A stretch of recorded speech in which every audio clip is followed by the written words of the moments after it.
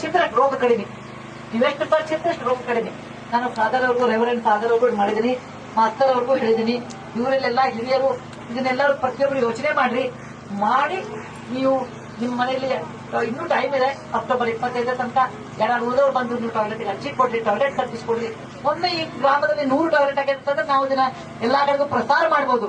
ನೋಡ್ರಿ ಇವರ ಅಂದದ ಮಾತು ನಡೀತು, 100 ಮಂದಿ ಟಾಯ್ಲೆಟ್ ಕಟ್ಟಿಸ್ಕೊಂಡು 100 ಜನ ಅಂದ್ರೆ ಮುಂದಿನ ಯೋಜನೆಗೆ ಅನುಕೂಲ ಆಗ್ತದೆ.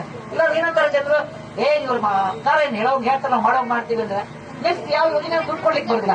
ಇಲ್ಲಿ ಅನೇಕ ಪ್ರಾಂತ್ಯಗಳಿಂದ ಅನೇಕ ಊರುಗಳಿಂದ ಸಂಚಾಲಕರು ಬಂದಾರ. ನಿಮ್ಮೆಲ್ಲರಿಗೂ ಅದೇ ಹೇಳ್ತೀನಿ, ಈ ಊರನ್ನು ಮಾದರಿಯಾಗಿ ಮಾಡ್ಕೊಂಡು ಜನರ ಮನವೊಲಿಸಿ ಅವ್ರ ಭಾಷಾದಾಗ ಅವ್ರು ತಿಳಿ ಹೇಳಿ ಒಂದು ದೇವಸ್ಥಾನದಷ್ಟೇ ಮಹತ್ವ ಒಂದು ಟಾಯ್ಲೆಟ್ ಇರುವುದು ಅಂತ ನೀವು ಕನ್ವಿನ್ಸ್ ಮಾಡಿ. ಇದು ಕಷ್ಟ ಅಲ್ಲ, ಇಲ್ಲಂದಿಲ್ಲ, ಆದ್ರೆ ಜಗತ್ತಾಗ ಯಾವ್ದು ಕಷ್ಟ ಅಲ್ಲ. ನೀವು ಮನಸ್ಸು ಮಾಡಿದ್ರೆ ಯಾವ್ದು ಕಷ್ಟ ಅಲ್ಲ. 4 ತಾಸು ಬಂದ್ರೆ 10 ತಾಸು ತಗೋಬಹುದು, 8 ದಿವಸದ ಬಂದ್ರೆ 1 ತಿಂಗಳು ತಗೋಬಹುದು.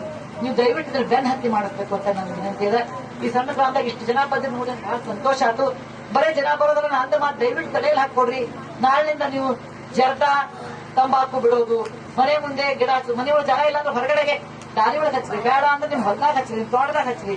ಗಿಡ ಹಚ್ಚೋದು ಮತ್ತು ಮನೆಯನ್ನು ಸ್ವಚ್ಛ ಇಟ್ಕೊಳ್ಳೋದು, ಗಟಾರ ಸ್ವಚ್ಛ ಮಾಡಿಸೋದು, ಬೀದಿ ಸ್ವಚ್ಛ. ನಿಮ್ಮ ಮನೆ ಇಷ್ಟೇ ಕಸ ಮಾಡ್ಕೊಂಡು ಕಸ ದಾರಿಗೆ ಹಾಕ್ಬಾರ್ದು. ದಾರಿ ಸ್ವಚ್ಛ ಆಗಿರ್ಬೇಕು.